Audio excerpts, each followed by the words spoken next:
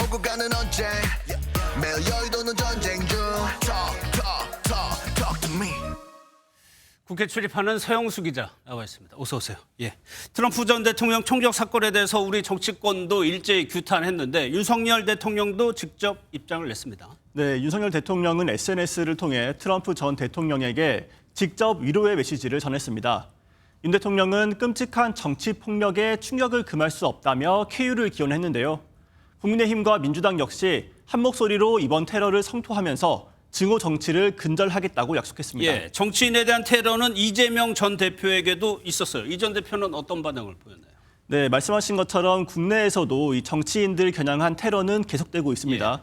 올해만 해도 이재명 전 민주당 대표가 부산 방문 당시 흉기 피습을 당해 큰 부상을 입었고 국민의힘 배현진 의원도 습격을 당했는데요. 이재명 전 대표는 이번 테러를 향해 민주주의의 근간을 흔드는 중대 범죄에 대해 철저하고 단호한 대응을 촉구한다고 밝혔습니다.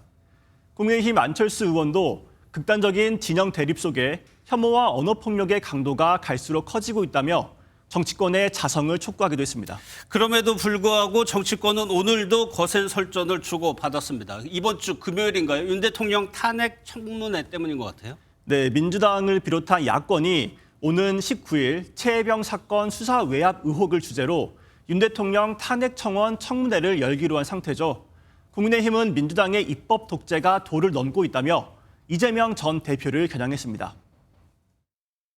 이재명 대표 한 사람을 위한 민주당의 무리수가 결국 국민 분노를 유발하는 자충수로 돌아갈 거라는 점을 민주당은 명심하기 바랍니다. 반면 민주당은 국민의힘이 대통령실 호위에 여념이 없다고 꼬집었습니다.